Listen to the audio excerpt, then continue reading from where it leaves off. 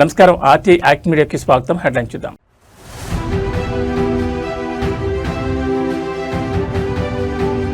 Kuppam TDP బాధ్యతలపై CM Chandrababu సంచలన నిర్ణయం. MLC Kancharla శ్రీకాంత్కు విముక్తి.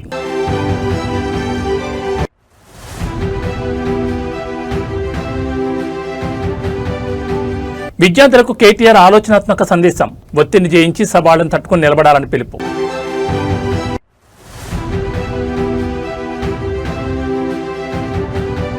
ఉప్పల్లో సీఎం అధికారిక సమావేశంలో తీవ్ర ప్రోటోకాల్ రగడ. MLA Bandaru Lakshman Reddy mike mute.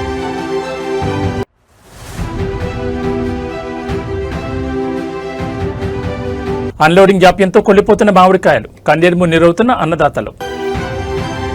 ఇక డీటెయిల్స్ చూస్తే ఆంధ్రప్రదేశ్ అధికార పార్టీ తెలుగుదేశంలో ఒక కీలకమైన సంస్థాగత మార్పు చోటు చేసుకుంది.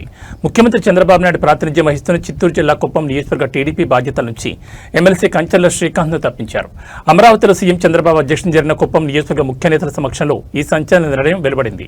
సమావేశం ప్రారంభంలో శ్రీకాంత్ మాట్లాడిన అనంతరం చంద్రబాబు జోక్యం చేసుకుంటూ కుప్పం నా నియోజకవర్గం, ఇకపై ఇక్కడి వ్యవహారాలన్నీ నేనే నేరుగా చూసుకుంటానంటూ స్పష్టం చేశారు. కుప్పం నియోజకవర్గంలో పార్టీ బలోపేతం, అభివృద్ధి పనుల పురోగతిపై అమరావతిలో సుదీర్ఘ సమీక్ష జరిగింది. ఈ సందర్భంగా చంద్రబాబు నాయుడు కీలక వ్యాఖ్యలు చేశారు. కంచర్ల శ్రీకాంత్ సేవలను ప్రశంసిస్తూనే అవసరమైతే ఆయనను రాష్ట్ర స్థాయిలో పార్టీ కోసం వాడుకుంటామని, కుప్పంలో జరిగే ప్రతి కార్యక్రమానికిపై తానే స్వయంగా పర్యవేక్షిస్తానని క్లారిటీ ఇచ్చారు. ప్రభుత్వం నుంచి నామినేటెడ్ పోస్టులు పొందిన నేతలు తమకు కేటాయించిన శాఖల బాధ్యతలను సమర్థవంతంగా నిర్వహించాలని, నియోజకవర్గ రాజకీయ అధికారాలు జోక్యం తగ్గించుకోవాలని హితో పలికారు. ముఖ్యంగా మరో 3 నెలల్లో రాబోతున్న స్థానిక సంస్థల ఎన్నికలను అత్యంత ప్రతిష్టాత్మకంగా తీసుకోవాలని, క్షేత్రస్థాయిలో క్లీన్ స్వీప్ చేయడమే లక్ష్యంగా పనిచేయాలని పిలుపునిచ్చారు. దీనికోసం ప్రతి 2 నెలలకు ఒకసారి తాను కుప్పంలో స్వయంగా పర్యటిస్తానని కేడర్కు భరోసా ఇచ్చారు. ముఖ్యమంత్రి చంద్రబాబు నాయుడు కుప్పం బాధ్యతలను నేరుగా తన చేతుల్లోకి తీసుకోవడం మరియు నిరంతర పర్యటనకు సిద్ధం కావడం ద్వారా నియోజకవర్గంపై ఆయనకున్న ప్రత్యేక శ్రద్ధ మరోసారి నిరూపితమైంది. ఈ నిర్ణయంతో స్థానిక గ్రూప్ రాజకీయాలకు బ్రేక్ పడుతుందని విశ్లేషకులు భావిస్తున్నారు.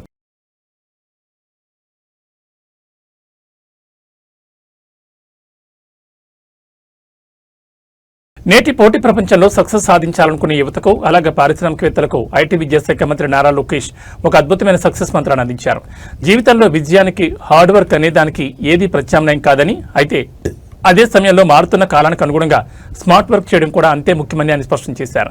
దేశ ప్రధాని నరేంద్ర మోడీ, ఏపీ సీఎం చంద్రబాబు నాయుడు పనితీరును, వారి నిరంతర శ్రమను చూసే తాము ఈ లీడర్షిప్ క్వాలిటీస్ నేర్చుకున్నామని లోకేష్ పేర్కొన్నారు.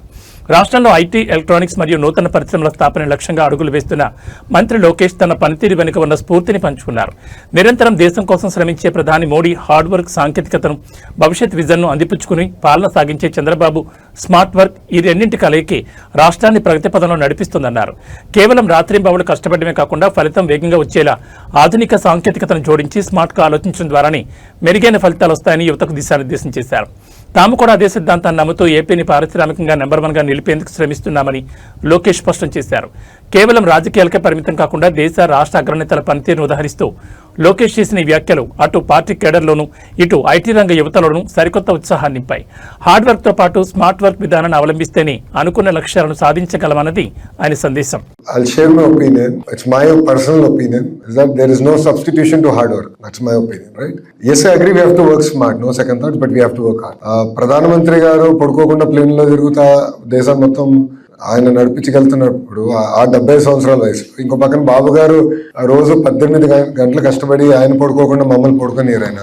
అలాంటిది ఆయన చూసి మేము అందరం we work hard. So, if you look at Krishna and all this delegation, almost 18 hours every day, morning నుంచి రాత్రి వరకు నో బ్రేక్. నేను నవ్వుతానా, స్కెడ్యూల్ లో లంచ్ కూడా తీస్తారు తెలుసా. మా వాళ్ళు జనరల్ గా స్కెడ్యూల్ లంచ్ అని పెడతారు, జనరల్ లంచ్ కూడా చేయను, లంచ్ తీసేస్తారు. నేను అరే బాబు వాట్సాప్ బ్రేక్ పెట్టంటారు నేను, బికాస్ అందరికి అలవాటు చేశాను. నాకు వాట్సాప్ పెడితే ఐ కెన్ రిజాల్వ్ అని అలవాటు చేశాను. అసలు వాట్సాప్ బ్రేక్ పెట్టండి, బయో బ్రేక్ కూడా టైం అయిపోతే ఎట్లా నవ్వుతాను.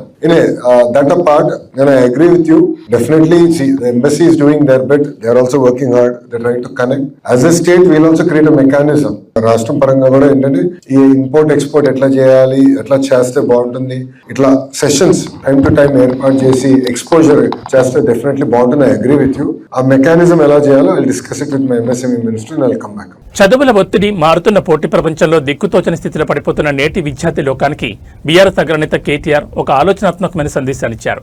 జీవితంలో ఎదురయ్యే సవాళ్లను ఎంతో జాగ్రత్తగా సమతుల్యతతో ఎదుర్కోవాలని ఆయన విద్యార్థులకు సూచించారు. మారుతున్న పరిస్థితులకు అనుగుణంగా మన ఆలోచన విధానాన్ని మార్చుకోకపోతే మనసులో నిరాశ, కోపం పెరిగిపోతాయని ఆయన హెచ్చరించారు. ప్రస్తుత విద్యా వ్యవస్థలోని కొన్ని లోపాల వల్ల పిల్లలు తీవ్ర ఇబ్బందులు పడడంపై ఒక తండ్రిగా తనకు కూడా అంతే కోపం ఉందని అంగీకరిస్తూనే పరిస్థితులకు అలవాటు పడడం నేర్చుకోవాలని పిలుపునిచ్చారు. పరీక్షల ఫలితాలు, విద్యా సంవత్సరం ప్రారంభం వంటి సమయాల్లో విద్యార్థులు తీవ్రమైన మానసిక ఒత్తిడి గురవుతున్న నేపథ్యంలో కేటీఆర్ కీలక వ్యాఖ్యలు చేశారు.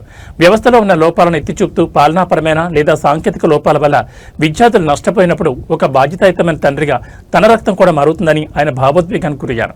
అయితే కేవలం కోపంతోనూ నిరాశతోనూ సమస్యల పరిష్కారం కావని, మన నియంత్రణలో లేని బాహ్య పరిస్థితుల పట్ల ఎల్లప్పుడూ అప్రమత్తంగా ఉంటూ వాటిని తట్టుకుని నిలబడేలా మనల్ని మనం మలుచుకోవాలని సూచించారు. మారుతున్న కాలానికి అనుగుణంగా మైండ్ సెట్ని అప్డేట్ చేసుకోవడమే విజయానికి తొలిమెట్టని యువతకు దిశానిర్దేశం చేశారు. కేటీఆర్ కేవలం ఒక రాజకీయ నాయకుడిలా కాకుండా ఒక కుటుంబ పెద్దల, ఒక ఆత్మీయత తండ్రిలా విద్యార్థుల మానసిక స్థితిని అర్థం చేసుకుని మాట్లాడిన తీరుపై సామాజిక మాధ్యమాల్లో ప్రశంసలు వ్యక్తమవుతున్నాయి. ఒత్తిడిని అధిగమించి విద్యార్థులు ఎలా ముందుకు సాగాలో ఆయన అద్భుతంగా వివరించారు. Bottle up emotions inside, especially when you're restless, when you're feeling very anxious. Don't bottle up. లోపల పెట్టుకొని బయటికి చెప్పకుండా, ఎవరికి చెప్పకుండా బాధపడితే eventually that stress level is going to hit you. What I would say is talk to your friends about what anxiety you're going through. Talk to your parents, talk to your teachers, and if you have a counselor at school, please talk to them. Tell them what you're going through, because it's important for somebody to hear you out and for you to vent. So yes, like you said, you're 100% right. These are situations which are beyond your control. నీ చేతుల్లో లేదు. అప్పుడు ఏం చేయాలి? You have to adapt, you have to accept, and you have to evolve. No choice. So for you to turn that leaf, for you to actually be able to come there, you'll need to be able to communicate, and you need to be able to figure out what is good for you. So other than that, I would simply say, as a politician, as somebody who is a lawmaker, what we have to do is something that is a bigger answer. But for youngsters, I would say seek counsel of your elders, so be it teachers or parents or even somebody at school that you trust, or even your friends. I think that's going to help you. Hello sir. But life will continue to test you like this. Harshita, we are in very initial stages. ఇంకా మీకు రాన్ ఇట్లాంటి టెస్ట్లు చాలా వస్తాయి. ఇది నేను అనేది neat లాంటి టెస్టులు కాదు. ఇట్లా life will give you challenging situations. ఇచ్చినప్పుడు you have to have the ability to adapt. అంటే వాటికి అప్పుడున్న పరిస్థితికి మీరు అర్థం చేసుకొని దానికి తగ్గ విధంగా మన యాటిట్యూడ్ని, మన మెంటాలిటీని మార్చుకోకపోతే ఫ్రస్ట్రేట్ అయితే కోపం వస్తుంది. కోపం వస్తే మళ్ళీ అన్ఫార్చునేట్ కాన్సిక్వెన్సెస్ ఉంటాయి. కాబట్టి నేనేమంటానంటే, life throws bouncers or curve balls like this, we need to make sure to handle with equanimity. అంటే కొద్దిగా జాగ్రత్తగా, బ్యాలెన్స్డ్గా హ్యాండిల్ చేసే ఒక యాటిట్యూడ్ డెవలప్ చేసుకోవాలి. ఇది ఫస్ట్ది కాదు, ఇది లాస్ట్ది కూడా కాదు, మీకు చాలా వస్తాయి ఇట్లాంటి సందర్భాలు. But yes, I completely agree with you. I am angry. Not just you, but I am angry as a parent. I am angry as a parent of 2 children. That children have to go through this nonsense. So yes, absolutely. But these are situations which are beyond your control. నీ చేతిలో నా చేతిలో లేదు. కాబట్టి we have to adapt to the situation. So Uppal నియోజకవర్గంలో ముఖ్యమంత్రి అధికారిక సమావేశం సాక్షిగా తీవ్ర ప్రోటోకాల్ వివాదం చెలరేగింది. ప్రభుత్వ అధికారిక కార్యక్రమాలు స్థానిక ప్రజాప్రతినిధుల గొంతు నొక్కే ప్రయత్నం జరుగుతుందంటూ సరికొత్త వివాదం తెరపైకొచ్చింది. ఉప్పల్లో జరిగిన సీఎం అధికారిక సమీక్షా సమావేశంలో స్థానిక బీఆర్ఎస్ ఎమ్మెల్యే బండారు లక్ష్మణరెడ్డి మాట్లాడుతున్న సమయంలో ఆయన ప్రసంగం అంతా వాయిస్ మ్యూట్ అయిపోయింది. దీంతో సభలో ఉన్న బీఆర్ఎస్ క్యాడర్ మరియు స్థానిక నేతలు ఒక్కసారిగా షాకు గురయ్యారు. కావాలనే ప్రతిపక్ష ఎమ్మెల్యే గొంతు నొక్కేందుకు మైక్ కట్ చేశారని, ఆడియో లైన్ తీసేశారంటూ గులాబీ దళం తీవ్ర ఆగ్రహం వ్యక్తం చేస్తోంది. ఉప్పల్ పరిధిలోని పలు అభివృద్ధి పనుల సమీక్ష మరియు శంకుస్థాపన నిమిత్తం ముఖ్యమంత్రి అధికారిక సమావేశాన్ని ఏర్పాటు చేశారు. స్థానిక శాసనసభ్యుడిగా ప్రోటోకాల్ ప్రకారం వేదికపై ఉన్న బీఆర్ఎస్ ఎమ్మెల్యే బండారు లక్ష్మణరెడ్డికి మాట్లాడే అవకాశం ఇచ్చారు. అయితే ఆయన మైక్ అందుకుని ఉప్పల్ నియోజకవర్గంలోని ప్రజా సమస్యలు, పెండింగ్ నిధులు మరియు స్థానిక ఇబ్బందులను ముఖ్యమంత్రి దృష్టికి తీసుకెళ్లేందుకు ప్రసంగం ప్రారంభించారు. కానీ ఆయన మాట్లాడుతున్న సమయం అంతా లైవ్ బ్రాడ్కాస్ట్ మరియు సభలోని స్పీకర్లలో వాయిస్ పూర్తిగా మ్యూట్ అయిపోయింది. లక్ష్మణరెడ్డి కేవలం సైకిల్ చేస్తూ మాట్లాడుతున్నట్లు కనిపించారే తప్ప ఆయన ఏం మాట్లాడారనేది ఎవరికీ వినపడలేదు. ఇది తీవ్రమైన ప్రోటోకాల్ ఉల్లంఘన చేస్తున్నారని, స్థానిక ఎమ్మెల్యేని అవమానించడమేనని బీఆర్ఎస్ నేతలు సభా ప్రాంగణంలోనే ఆందోళన దిగారు. ఈ వ్యవహారంపై అధికార వర్గాలు స్పందిస్తూ ఇది ఎలాంటి రాజకీయం కాదని, ఆ సమయంలో కేవలం ఆడియో కంట్రోల్ బోర్డులో తలెత్తిన సాంకేతిక లోపం వల్లే వాయిస్ మ్యూట్ అయిందని సమర్థించుకునే ప్రయత్నం చేస్తున్నారు. అయితే లక్ష్మణ్ రెడ్డి స్పీచ్ ముగియగానే మళ్లీ మైకులు పనిచేయడంపై బీఆర్ఎస్ శ్రేణులు అనుమానాలు వ్యక్తం చేస్తున్నాయి.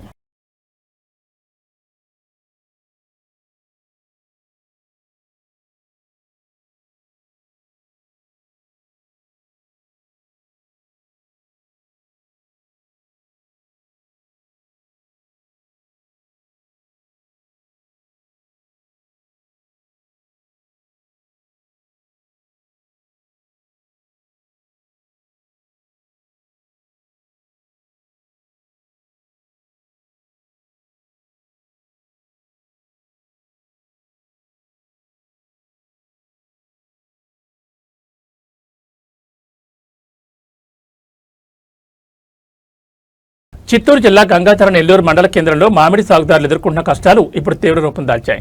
స్థానిక జైన్ మామిడి గుజ్జు పరిశ్రమ వద్ద వారం రోజులుగా వందలాది ట్రాక్టర్లతో రైతులు పడిగాపులు కాస్తున్న అన్లోడింగ్ ప్రక్రియ జరగకపోవడంతో అన్నదాతలు లబోదిబ్బమంటున్నారు.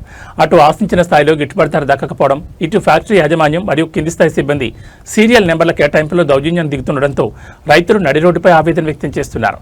మామిడి రైతుల కష్టాలు మీకు పట్టవా అంటూ ముఖ్యమంత్రి చంద్రబాబు నాయుడు, వ్యవసాయ శాఖ మంత్రి కింజరాపు అచ్చెన్నాయుడులను ట్యాగ్ చేస్తూ సోషల్ మీడియాలో నెటిజన్లు రైతులు నిలదీస్తున్నారు.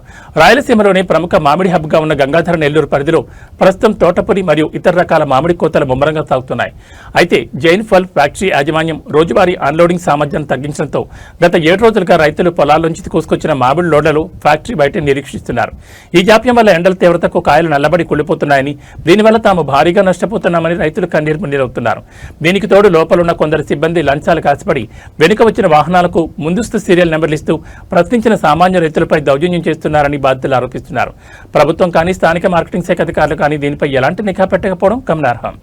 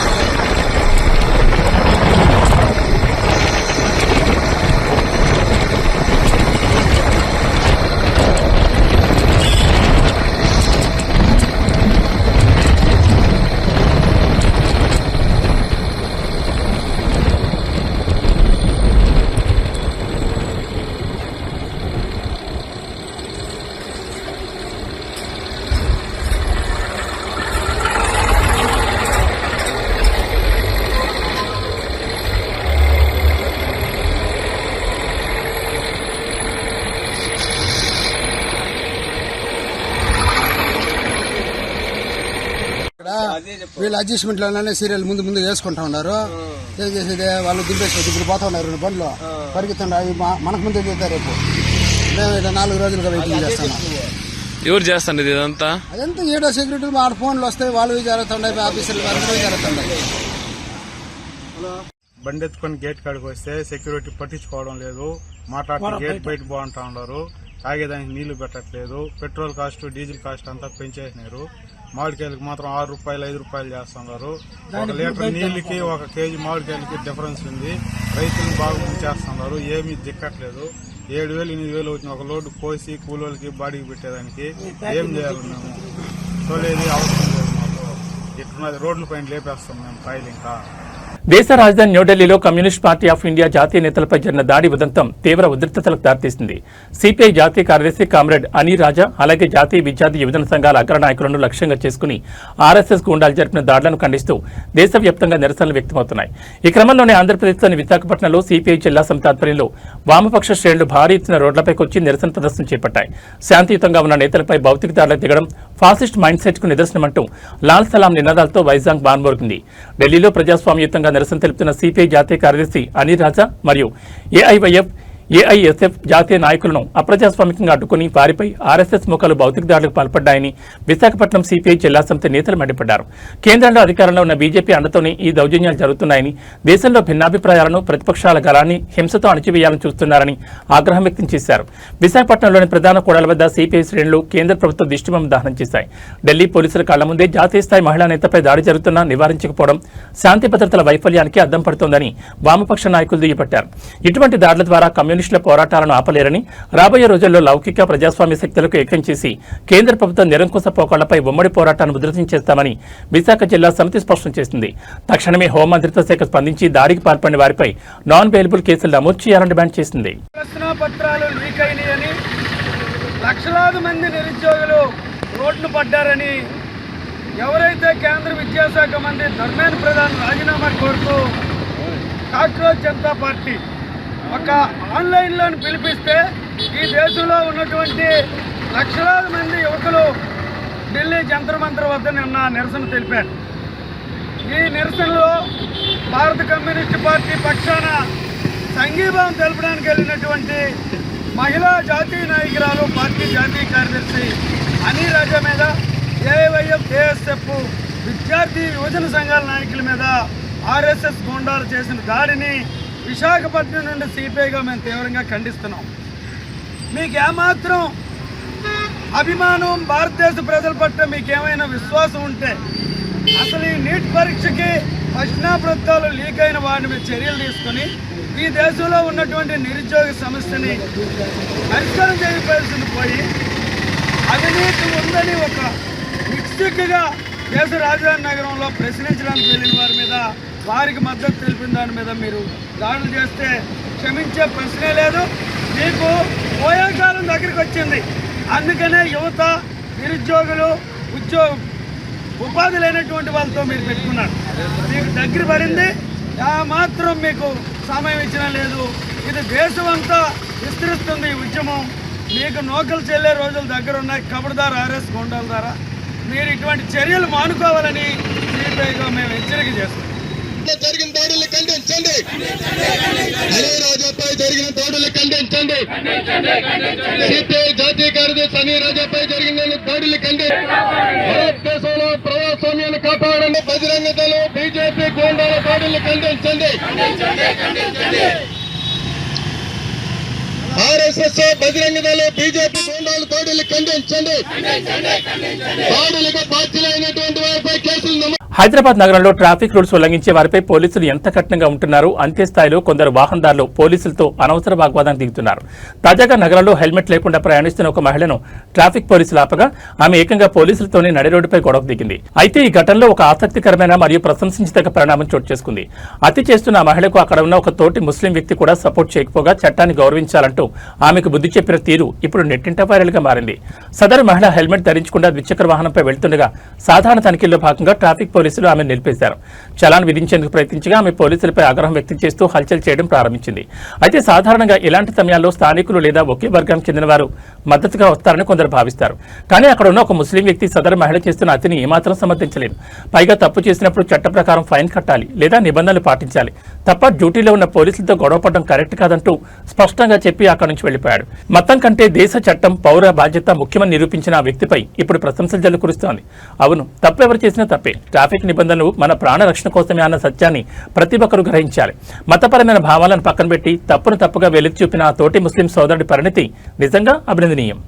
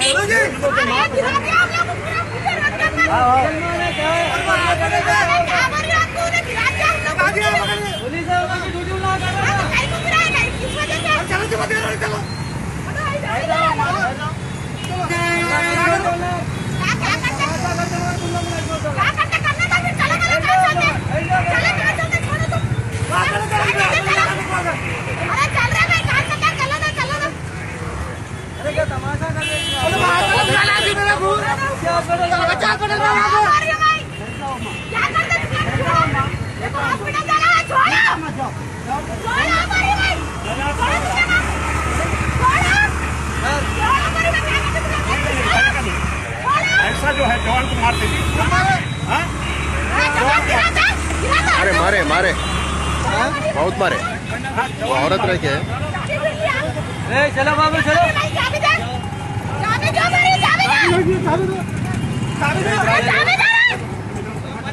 आप लोगों को वाले भी आ गए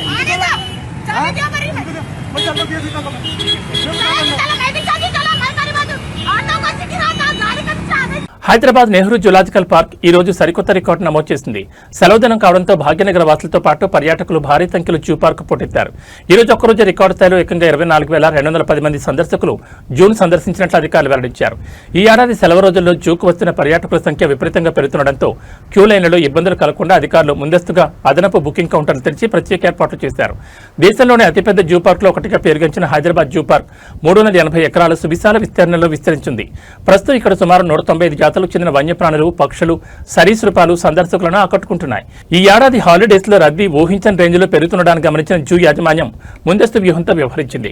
టికెట్ల కోసం పర్యాటకులు గంటల తరబడి వేచి ఉండకుండా ఉండేందుకు అదనపు బుకింగ్ కౌంటర్లను అందుబాటులోకి తెచ్చింది. అంతేకాకుండా జూ లోపల ఎలాంటి అవాంఛనీయ సంఘటనలు జరగకుండా ప్లాస్టిక్ నియంత్రణ మరియు భద్రతను పర్యవేక్షించేందుకు అదనపు సిబ్బందిని, అధికారులను క్షేత్రస్థాయి విధుల్లో ఉంచడం గమనార్హం. భారీగా తరలివచ్చిన పర్యాటకులతో జూ పరిసర ప్రాంతాలు ఎంతో కోలాహలంగా మారాయి. పర్యాటకులు వీలైనంత వరకు ఆన్లైన్ టికెట్ బుకింగ్ సదుపాయాన్ని కూడా వినియోగించుకోవాలని, తద్వారా క్యూ లైన్ల ఇబ్బంది మరింత తగ్గుతుందని అధికారులు సూచిస్తున్నారు.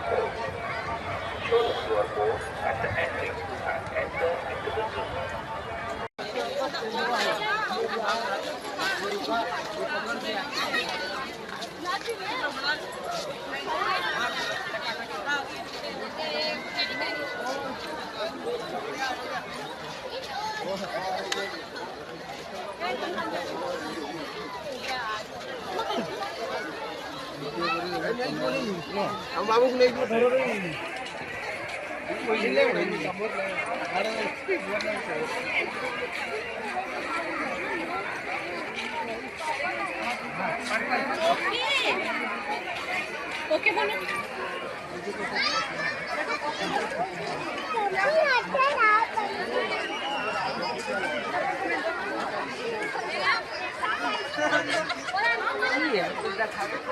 Tollywood mega power star Ram Charan box office విధ్వంసం సృష్టిస్తున్నారు. ఆయన లీడ్ రోల్ లో వచ్చిన latest movie action entertainer Peddi ప్రపంచవ్యాప్తంగా థియేటర్లో కలెక్షన్ల సునామీ కురిపిస్తోంది. విడుదలైన కేవలం 4 రోజుల్లోనే ఈ చిత్రం రికార్డు స్థాయి వసూళ్లను సాధించి 300 కోట్ల క్లబ్కు చేరువైంది. నిన్న ఆదివారం కావడంతో థియేటర్లన్నీ హౌస్ఫుల్ బోర్డులతో కలకల్లాడాయి. పెద్ది చిత్రం బాక్సాఫీస్ వద్ద తిరుగులేని సత్తా చాటుతోంది. మూవీ టీం అధికారికంగా ప్రకటించిన వివరాల ప్రకారం ఈ చిత్రం గత 4 రోజుల్లో ప్రపంచవ్యాప్తంగా ఏకంగా 292.5 కోట్లకు పైగా గ్రాస్ వసూళ్లను రాబట్టింది. ముఖ్యంగా నిన్న ఒక్కరోజే 55.8 కోట్లు సాధించి ట్రేడ్ వర్గాలు సైతం ఆశ్చర్యపరిచింది. వీక్ డే అయిన ఈ రోజు సోమవారం బుకింగ్స్ కూడా భారీగా ఉండడంతో ఈ రోజు సాయంత్రానికల్లా ఈ చిత్రం సులువుగా 300 కోట్ల మార్కును దాటనుంది. కేవలం సౌత్ లోనే కాకుండా ఓవర్సీస్ లోనూ రామ్ చరణ్ హవా గట్టిగా నడుస్తోంది. ముఖ్యంగా నార్త్ అమెరికా మార్కెట్లో ఇప్పటి వరకు ఈ సినిమా $2.9 మిలియన్ పైగా వసూలు చేసి $3 మిలియన్ మార్కుకు చేరువలో ఉంది. RRR చిత్రం తర్వాత గ్లోబల్ వైడ్ గా వచ్చిన గుర్తింపును పెద్ది సినిమాతో రామ్ చరణ్ 100కు 100% నిలబెట్టుకున్నారని చెప్పాలి. రాబోయే రోజుల్లో ఈ చిత్రం ఇంకెన్ని సరికొత్త రికార్డులు తిరగరాస్తుందో చూడాలి.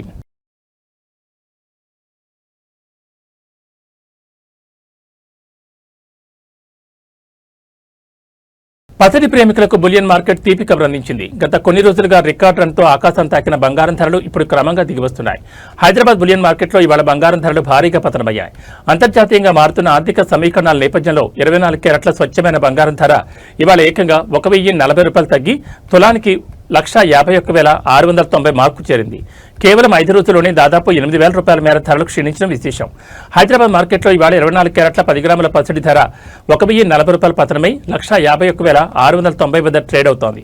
కాగా గత 5 రోజుల్లోనే మొత్తం 7,950 రూపాయల మేర ధరలు తగ్గడం మార్కెట్లో హాట్ టాపిక్ గా మారింది. అటు సాధారణ వినియోగదారులు ఎక్కువగా కొనుగోలు చేసే 22 క్యారెట్ల 10 గ్రాముల ఆభరణాల బంగారం ధర కూడా ఇవాళ 950 రూపాయలు క్షీణించి 1,39,050 రూపాయలు పలుకుతోంది.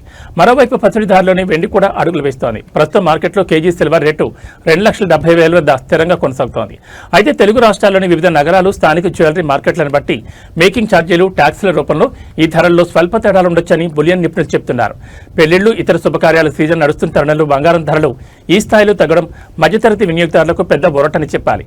రాబోయే రోజుల్లో అంతర్జాతీయ మార్కెట్లలో ఒడిదుడుకులు ఇలాగే కొనసాగితే పసిడి ధరలు మరింత తగ్గే అవకాశం ఉందని మార్కెట్ వర్గాలు అంచనా వేస్తున్నాయి.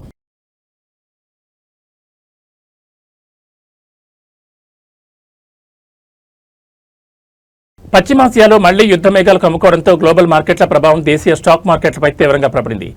ఇవాళ ట్రేడింగ్ ప్రారంభంలోనే దలాల్ స్ట్రీట్ భారీ నష్టాలతో కొలాప్స్ అయింది. బాంబే స్టాక్ ఎక్స్చేంజ్ సూచీ సెన్సెక్స్ ఏకంగా 700 పాయింట్లకు పైగా పతనమవగా నేషనల్ స్టాక్ ఎక్స్చేంజ్ సూచీ నిఫ్టీ 220 పాయింట్లకు పైగా కోల్పోయి 23,150 మార్కు దిగువకు పడిపోయింది. ఇరాన్ ఇజ్రాయెల్ సరిహద్దుల్లో చెలరేగిన తాజా ఘర్షణల కారణంగా ముడిచమురు ధరలు పెరగడం, అంతర్జాతీయ ఇన్వెస్టర్లు సురక్షిత ఆస్తుల వైపు మళ్లడం మార్కెట్లను కుదిపేసింది. ఇవాళ ట్రేడింగ్లో మార్కెట్ సెంటిమెంట్ పూర్తిగా బలహీనపడింది. దాదాపు అన్ని రంగాల సూచీలు ఎరుపు రంగులోనే ట్రేడ్ అవుతున్నాయి. ముఖ్యంగా మార్కెట్ హెవీ వెయిట్స్ అయిన Reliance industries, HDFC bank, ICICI bank షేర్లు నష్టాల్లో కొనసాగుతున్నాయి. గ్లోబల్ టెక్ విక్రయాల ప్రభావంతో ఐటీ దిగ్గజం టీసీఎస్తో పాటు భారతీయ ఎయిర్టెల్, బజాజ్ ఫైనాన్స్ షేర్లు సైతం భారీ వెనుకడుగు వేశాయి. పశ్చిమాసియా సంక్షోభం కారణంగా బ్రెంట్ క్రూడ్ ఆయిల్ ధరలు బ్యారెల్కు $96 మార్కు వైపు దూసుకెళ్తుండటంతో భారత రూపాయి విలువ కూడా బలహీనపడింది. ఈ పరిణామాలన్నీ కలిసి భారతీయ ఈక్విటీ మార్కెట్లలో ఇన్వెస్టర్ల నమ్మకాన్ని దెబ్బతీశాయి. ఫలితంగా కేవలం కొద్ది నిమిషాల్లోనే లక్షల కోట్ల రూపాయల ఇన్వెస్టర్ల సంపద ఆవిరైపోయింది. ప్రస్తుత అంతర్జాతీయ భౌగోళిక రాజకీయ ఉద్రిక్తతల నేపథ్యంలో మార్కెట్లలో మరికొన్ని రోజులు ఇటువంటి తీవ్ర ఒడిదుడుకులు కొనసాగే అవకాశం ఉందని మార్కెట్ నిపుణులు విశ్లేషిస్తున్నారు.